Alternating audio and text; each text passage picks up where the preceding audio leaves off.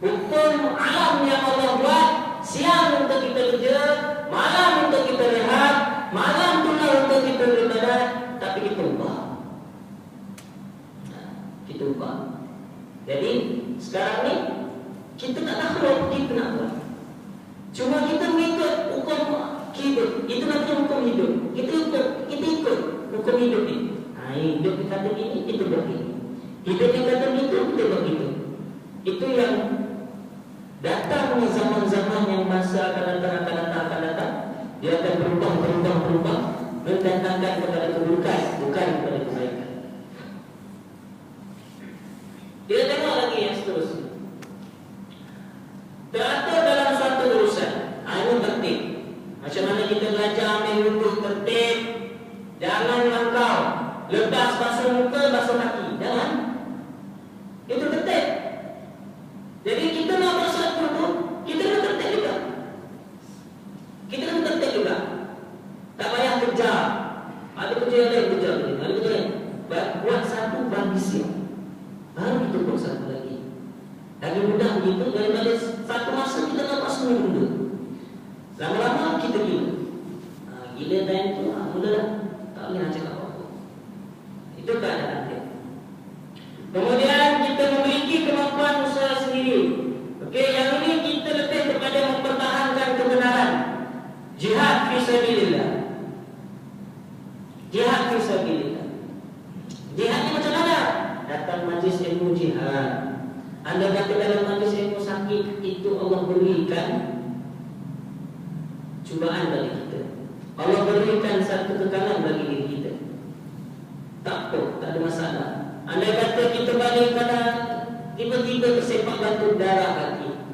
Tadi kita dah jihad dah datang ke majlis ilmu. Jihad tu Allah terima, Allah nak kira. Malaikat rakib dengan hati dah tulis dah. Dia senangnya malaikat rakib dengan hati ni mudah je.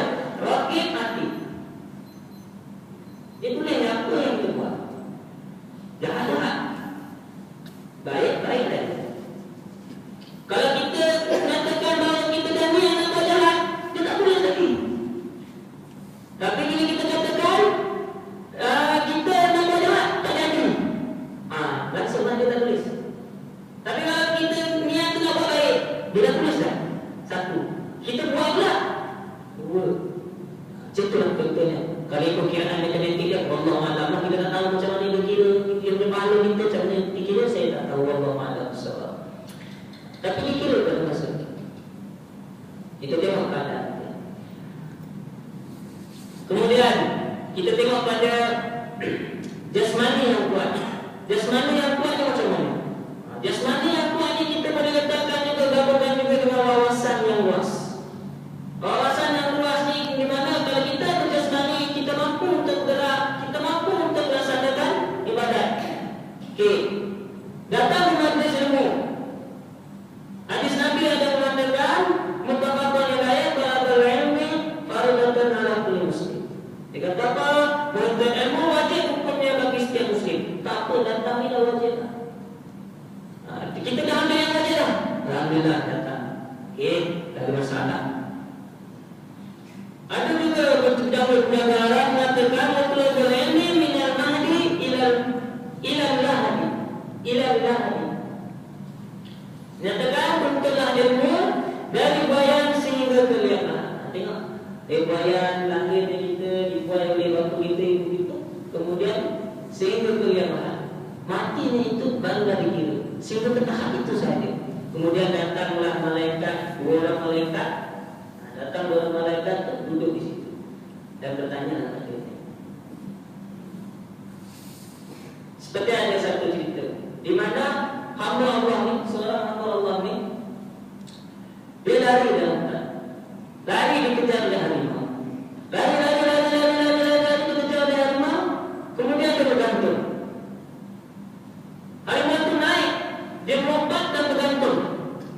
Bergantung di satu pokok, di mana pokok itu ada tali. Bergantung. Harimau itu naik ke atas pokok tersebut. Kerana apa? Kerana harimau itu tak boleh berada di bawah. Di bawahnya ada air. Dan di dalam air itu ada 2 ekor buaya. Dan di tali tersebut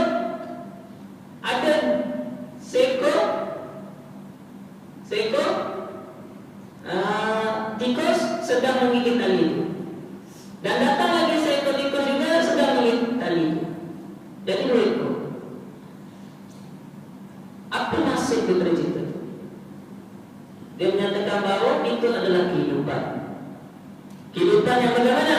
Kehidupan di mana ketika hamba ini tergantung di tali itu, dianggapkan seperti harimau itu adalah mereka di surga. Sebab dia kejar. Dia kejar. Kemudian di bawah itu ada dua ekor buaya. Kita Islam dan benda itu sebagai rokit dan hati. Atau yang rokit dan muka dan mungkir. Dia datang muka dan mungkir. Letak di situ. Kemudian datang pula dimasukkan juga kepada dua ekor tali tersebut sebagai kehidupan. Dan dua ekor tikus itu sebagai siang dan malam. Dia lengkap, saling melengkapi. Maknanya hidup kita ni tak semestinya mengikut kepada nasib yang ada. Kita boleh ubah. Tapi keadaannya tak ada yang mengatakan bahawa malaikat Israel sentiasa akan datang kepada kita untuk ambil kita, ambil nyawa kita. Siang dan malam itu sebagai umur dunia ini sentiasa bergerak, laju. Dan tadi itu sebagai kehidupan kita. Kehidupan kita bukan makin lama makin panjang, tetapi makin lama makin pendek. Apabila sampai kepada alam kubur, maka datanglah malaikat munkar dan nakir ini untuk bertanya kepada kita. Maka kita tanya semua kepada diri kita, bagaimana cara kita nak meletakkan diri kita. Okey, saya nyatakan salah seorang tokoh di mana kita boleh ambil iktibar daripada cerita. Jika tuan-tuan dan puan pernah dengar Sultan Muhammad Al-Fatih. Sultan Muhammad Al-Fatih ini adalah salah seorang tokoh yang memang disegani. Tidak ada orang yang mampu menjadi sepertinya, kerana Nabi sendiri pun pernah berkata bahawa di dalam hadisnya akan ada tentera Islam yang akan menaluki Istanbul, ataupun sebelum namanya Istanbul dinamakan sebagai Konstantinopel. Seorang Islam ini ada kata akan ada satu pemerintahan Islam. Nabi kata akan ada satu pemerintahan Islam yang akan mengambil Istanbul. Ya, ketika itu Istanbul ini dalam pemerintahan Kristian. Dia kata itu. Dan Nabi itu bersabda, raja yang menaluki tanah tersebut adalah sebaik-baik raja dan tenteranya adalah sebaik-baik tentera. Hebatnya ketika dia dapat menaluki Istanbul ini, ketika dia menaluki Istanbul ini, masa pertama dia nak melaksanakan solat Jumaat. Dia bertanya kepada dia punya jemaah. Dia kata, wahai jemaah sekalian, bangun. Dia tanya. Soalan yang pertama, siapakah di sini daripada sejak baliknya engkau sehingga sekarang ini kau tidak pernah meninggalkan solat fardu? Tak ada yang dulu. Alhamdulillah. Hebat. Dia punya tentera. Dia punya umat dia. Dia punya rumah dia, masyarakat. Kemudian soalan yang kedua dia tanya, di kalangan kau ini daripada semenjak kau balik, adakah daripada kalangan kamu yang sehingga sekarang ini yang pernah meninggalkan solat sunat rawatib? Semua tidak dulu. Semua masih lagi bangun berdiri. Sebab apa? Sebab dia tidak meninggalkan. Hebat masyarakatnya.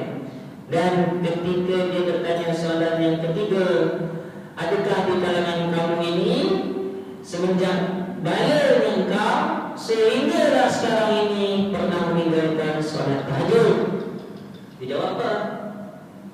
Jawapannya, dia punya masyarakat dia, umat dia, jemaah dia ketika itu semuanya dulu. Jadi yang berdiri ini siapa? Sultan Muhammad Al-Fatih. Hebat. Kehebatan dia, dan dia hanya dia seorang saja Dan ketika itu, dan dialah secara kebetulannya terus naik menjadi imam. Tidak ada orang lain. Jadi itulah salah satu tokoh di mana beliau ini kita boleh ikut cara dia. Dia bukan sahaja Muslim, dia juga seorang mukmin yang mana Nabi sendiri telah janjikan, telah sebutkan dalam peperangan Khandaq akan datang selepas 800, dia tak sebut selepas 800 tahun, dia kata akan datang satu pemerintahan di mana mereka ini akan mengambil tanah Istanbul ini dalam keadaan yang gemilang. Memang sangat-sangat gemilang ketika itu. Dan waktu itulah selepas 800 tahun barulah wujud orang tersebut, yaitu siapa? Sultan Muhammad Al-Fatih. Hebat kepribadiannya. Jadi macam mana kita nak jadi kepribadian seperti dia? Kita kena usaha sendiri. Itu atas diri kita. Jangan ikut kata orang lain. Untuk itu setakat ini saja yang dapat saya kongsikan pada malam ini. Yang baik itu datangnya daripada Allah Subhanahu Wa Taala, dan yang silap itu adalah datang daripada kelemahan diri saya sendiri. Saya juga mohon maaf andai kata saya terkasar bahasa ataupun saya tersilap untuk kata-kata, dan saya sudahi dengan wabillahi taufiq wal hidayah. Assalamualaikum warahmatullahi wabarakatuh.